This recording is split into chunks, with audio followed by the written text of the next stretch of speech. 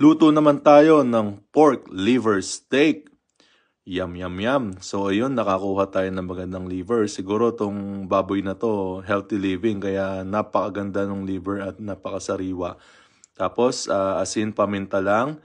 And then, sinir na lang natin yung ating ang liver steak para medyo pumula-pula na. Mas maganda, mas mapula, mas okay. So, siguro mga 5 to 7 minutes each side. Tapos nun, okay na. Then, lagay na natin yung sibuyas. Mixture yan ng brown and red onions. Hindi ko alam yung kulay kasi nga alam nyo naman.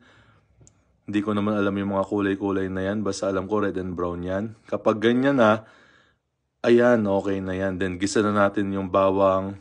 And then pagkatapos pumula na yung bawang, lagyan natin ng kicker. Lagyan natin ng konting sili para medyo may sipa.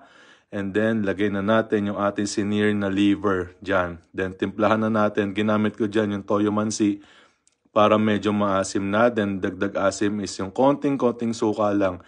So, then yung paminta ulit to taste. And then, yung konting asin. Hindi yan sobrang alat. Kala nyo lang maalat. Pero timpla ko yan. Ito na naman tayo. Magsusuplado na naman ako eh. Pag okay na, lagyan nyo ng konting tubig. Then, pag kumulo na, lagyan nyo na yung sibuyas. Then enjoy na tayo. Bye! Salamat!